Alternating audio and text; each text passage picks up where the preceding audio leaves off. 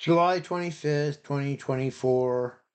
Yeah, how is it to be done? Because I favor the idea of an internship program followed by an apprenticeship program, followed on really coming into the business with kind of a pro setting. Um,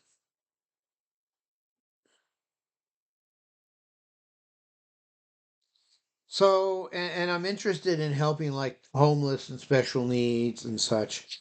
There's a place in Bellingham called the Opportunity Council, and they're totally overwhelmed, and it's famous that you're going to have to get on their list. It'll probably be 6 months of being homeless before you even come up on the list. But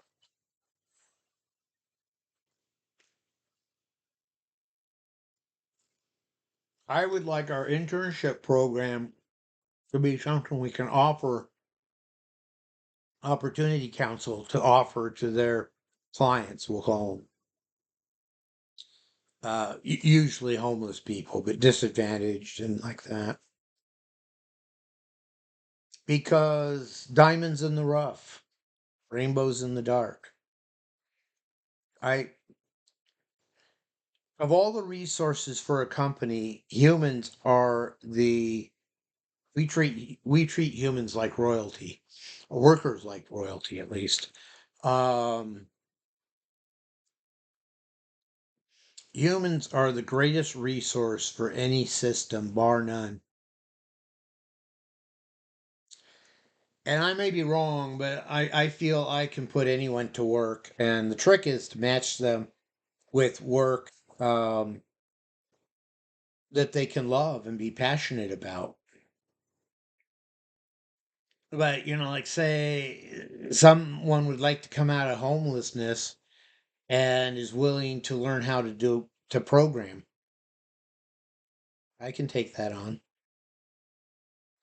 Now, it's not charity, and it's not just oh, I did something nice for you. We're doing nice things for you, so you do nice things for us and love us, and that's not it.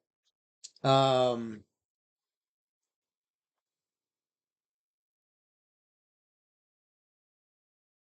Consider that. How is a country ever without genocide ever to do away with homelessness? By cutting them out of society, by cutting them out of the country simply because you don't think they have a job and are making a working contribution. You think that? Is that what you think? Okay, I'll go ahead. Don't take this the wrong way, but you're stupid. But don't worry, I see a lot of people, and I remind myself that I'm stupid from time to time. But how are you ever going to do away with homelessness if you don't support them and give them an alternative that now they're no longer homeless? Think about it. It's so fucking stupid. If you're gonna say, "Oh, you're not making a working contribution, so we really don't want you part of our country, part of our society, part of our family," that does absolutely nothing to solve the problem. And I'll tell you, any government, society, or country or whatever that tolerates homelessness is absolutely shameful. Is absolutely shameful. And shouldn't be. Rather I would have the rather I'd want those assholes to get out of the country because they're not patriotic. Um they're not sticking with their covenant for the country. And the country is supposed to be for all the citizens. We won't get into people that aren't citizens, but it's enough that if they are a citizen, the government, yes, does owe them. I one of the people I like from recent years is Andrew Yang. Now, Andrew Yang was saying, every citizen, just for being a citizen, should get a check for like $2,000 a year. And it's because all these billionaires aren't handling it right. And more, what he was thinking is factories are going to be run by robots and all this sort of stuff, and the human aren't going to be needed.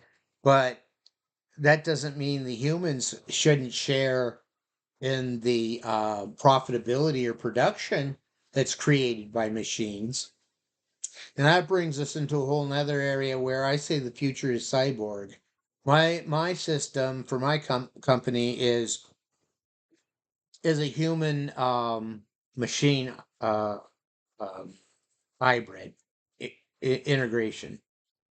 Yeah, it is insane to me if you're going to work in AI and take it beyond simplistic pattern matching machines, which is what we've got now.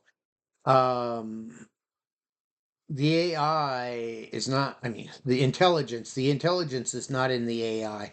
It's in the human. We want to exploit that.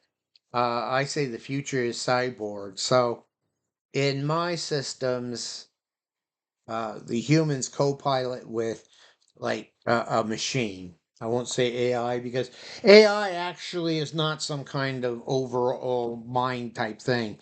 AI is a very powerful tools,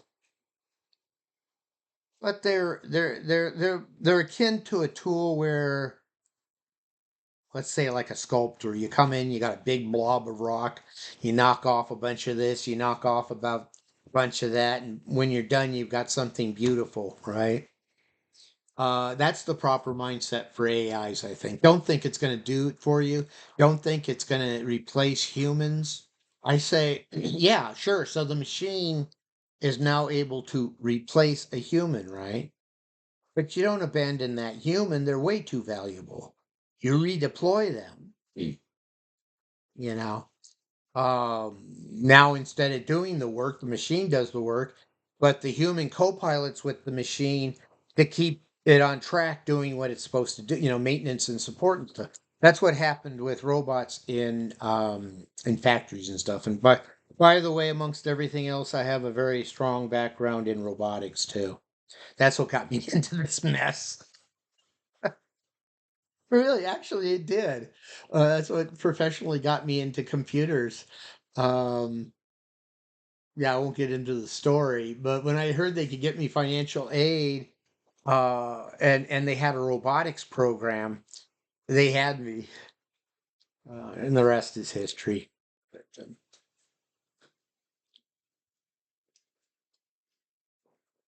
so I love robots. It's just not where I ended up specializing in.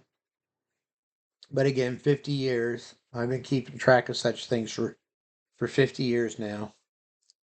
And everything, it seems to, I had a transformation over the last year or two. Now everything seems to have been a lesson to me. And going forward, constantly reminding myself, okay, what's the lesson here?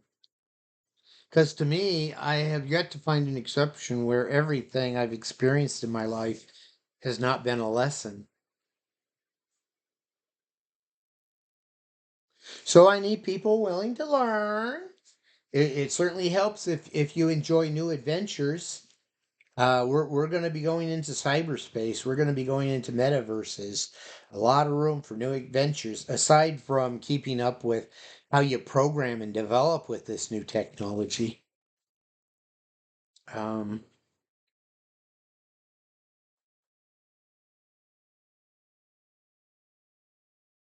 yeah, the problem I'm running into lately, and probably a good chunk of our partners, is not getting into such a heightened state of excitement that, yeah, stuff like burnout's very, very real. But we'll counter that because we're also about fun and joy.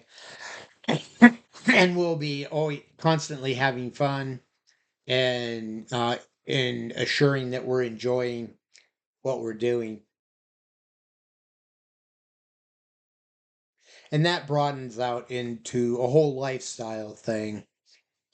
and possible content. Yeah, as being a lifelong innovative entrepreneur, being a dog lover, um, uh, also music. I've played keyboards since I was age 11, and thinking of my poor piano teacher. And I've tried many different types of instruments. In high school, I regularly took a class called Instrumental Workshop, which was kind of a free form thing, and I loved it because my teacher was the head of the band, school band, which one of my brothers was in when he was in high school.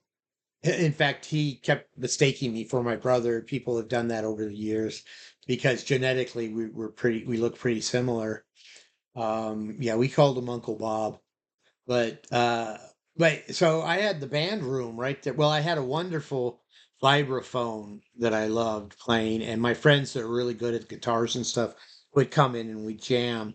But he had the band room there, so I could play things like tubular bells, snare drums, electric piano. What was some of the other fun stuff I experimented with? Um, but keyboards or piano, if you will, is what really struck with me.